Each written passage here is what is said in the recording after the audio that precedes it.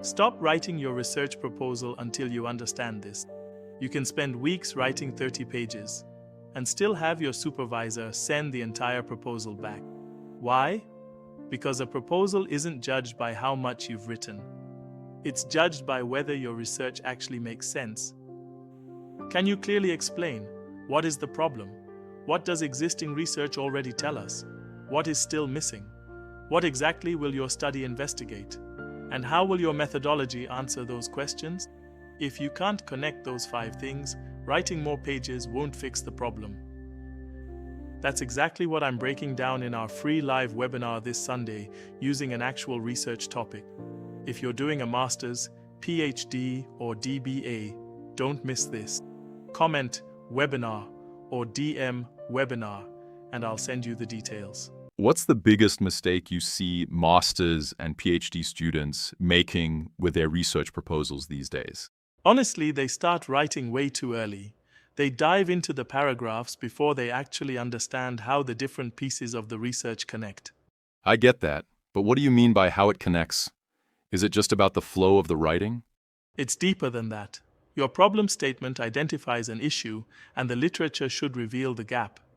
That specific gap has to inform your questions and objectives. So then the methodology is just the plan to answer those specific questions you've set up? Exactly. That's why students keep getting corrections even after multiple rewrites. They're fixing sentences when the real issue is a lack of alignment across the whole document. That makes a lot of sense, and I know you're covering this in detail during the webinar this Sunday, right? Yeah, I'm taking a real topic and building the proposal live, step by step. If you're stuck or tired of repeated corrections, you really need to be there. What do you say to the professional with a demanding career and a family whose master's or PhD simply isn't moving? I tell them their problem isn't intelligence. It's usually just that their research keeps getting whatever time is left over at the end of a long day. And we all know how that goes. The weeks just start flying by and months can disappear before you even realize it. Exactly. Monday becomes Friday in a heartbeat.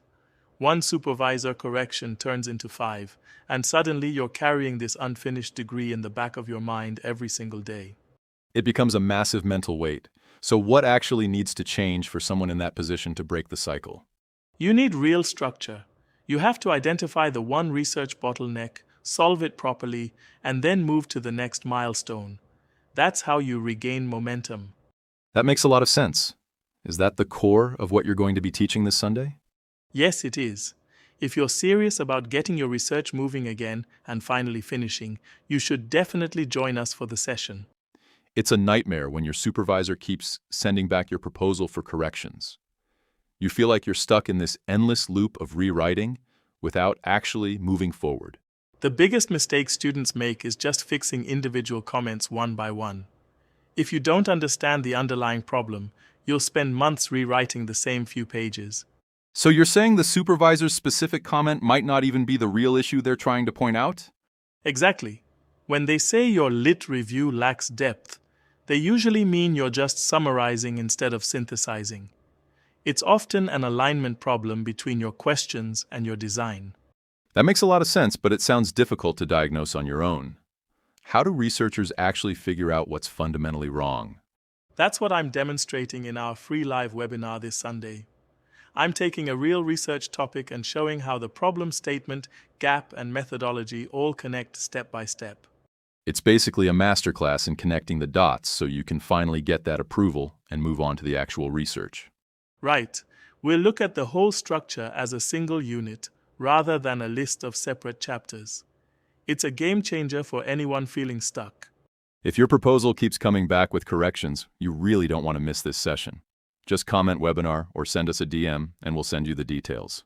We'll get those questions answered and help you get your project back on track. I'll see you there this Sunday. Welcome to the RPTC Research Proposal Masterclass. Today, we are mastering the art of writing a successful proposal from start to finish. If your supervisor keeps returning your research proposal with corrections, here's something you need to hear. The problem may not be your academic writing. You can have good references, sophisticated language, and still have a weak proposal. Why? Because your chapters 1, 2, and 3 may not actually connect. And in this masterclass, I'm going to show you exactly how to fix that. Alignment is the hidden engine of success. Welcome. I'm Tsapelo from RPTC, Research Proposal and Thesis Consultancy. Over this masterclass series, we're going to build a proposal together. We'll build it from Chapter 1 through Chapter 3, not using vague theory, but a real research topic throughout the entire class. You'll see how we move from the topic to the background, problem statement, research gap, objectives, and questions. Then we'll build the literature review and the methodology. I'll show you how to interpret and address common supervisor corrections. But don't just watch me. Open your own research proposal while you're watching. When I show you our example, compare it with yours. When we build our objectives, check yours. When we reach methodology, ask whether your methodology can actually answer your research questions. By the end of this series, I want you to have identified the weaknesses in your own proposal. Here is our research topic for today. Exploring the influence of remote working on employee productivity and well-being among professionals in South African organizations. I deliberately chose something easy to understand.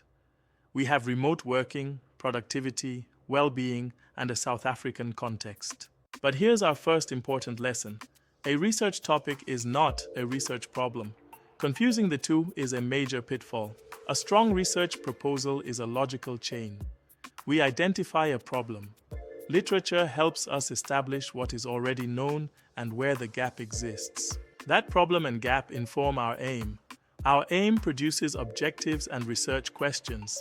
Our literature review investigates the scholarly conversation. And our methodology explains exactly how we're going to answer them.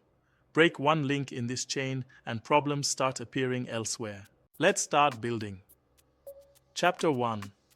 One common mistake is treating the background as an opportunity to write everything you know. That's not its job. Your background should work like a funnel, narrowing the conversation from global to local issues. For our topic, begin with how remote work changed workplaces. Then narrow to organizational experiences, then focus on South Africa. Then examine the tension between productivity and well-being. That journey should lead directly toward the specific problem we're investigating. Now imagine your supervisor writes, "Your background is too broad." Ask, does every paragraph move the reader closer to the problem? If you're spending pages discussing international trends, but your study is local, you've remained broad for too long. Diagnose before correcting. Now we reach the research problem. This is where many proposals become descriptive instead of research-driven. We need tension. Saying remote work is common is context. Introducing the tension between flexibility and isolation creates a research problem. If the evidence is inconsistent or insufficient in our context, we now have an unresolved issue worth investigating. That's a research problem. That four-part structure is incredibly useful. Known, problematic, unknown, and why it matters. It ensures your problem is clear. Open your problem statement. Highlight the sentence that identifies what remains unresolved. Can you find it? If not, your supervisor won't either.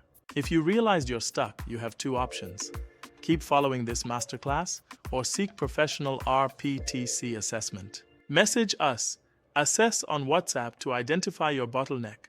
We'll help you find exactly where your alignment is breaking. If you're ready to build your entire proposal with us, message proceed with your degree level, current stage, and deadline.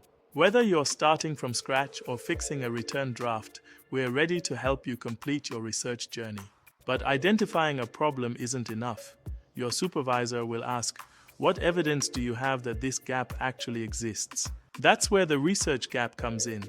In Part 2, we'll build the gap, aim, objectives, and questions to ensure total alignment.